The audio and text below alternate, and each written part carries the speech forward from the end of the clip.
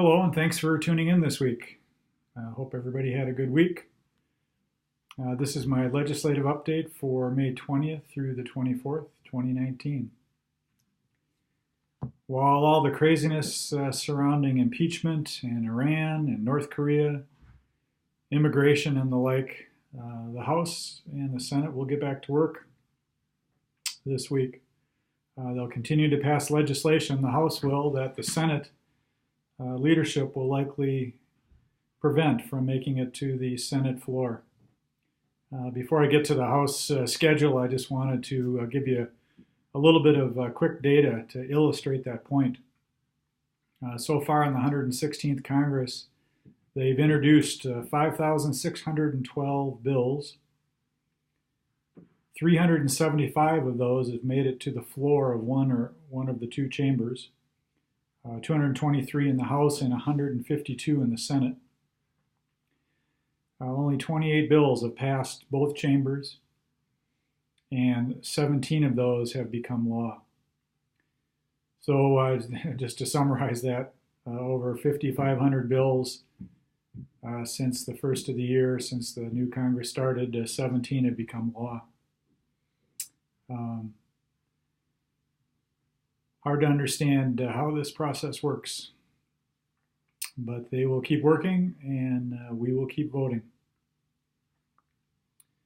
There have been some good bipartisan bills that would have made a difference in people's lives had the leadership not prevented its vote in the Senate. So we'll have to see what happens in the coming months and certainly in the 2020 election. So let's get on to the House. They're scheduled to vote on 17 bills and one resolution this week. I'd like to highlight a couple of those bills.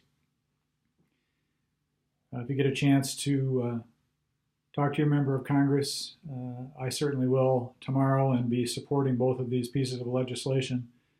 H.R. 1500. It requires the Consumer Financial Protection Bureau to meet its statutory purpose. Certainly that watchdog group that was put into place with the Dodd-Frank Act a number of years ago has been weakened by this administration, and the legislation is intended to strengthen its original purpose. That particular bill has no GOP co-sponsorship at this point. And then H.R. 1994 modifies requirements for employee-provided retirement plans. There are a number of provisions in this law to strengthen employee-provided retirement plans and IRA requirements. This particular bill does have, I think, 22 Republicans supporting it. So it's another one of these bipartisan bills, good for people, I believe, and not likely to make it to the Senate floor. There will also be a number of other voice votes this week under suspension of the rules. 6 foreign affairs bills, 9 bills dealing with veterans, and 1 education and labor bill. Again, those are voice votes supported by both parties, and we'll see if any of that work makes it to the Senate. If you want to see the full schedule of the bills and details, I would direct you to majorityleader.gov, and you'll be able to see those and read the legislation. There will be 74 committee hearings between the Senate and the House. There are a lot of committee hearings that are talking about the 2020 budget. And so if you're interested in transportation, energy, education, there's a number of bills, the military, where they're talking about requirements for 2020. So you could listen in and then make your voices known by contacting your member of Congress. I would like to highlight one committee hearing that will happen on Wednesday at 11:30 in the Committee on Small Business. My member of Congress is a member of that committee, and I'll be talking to her about the hearing.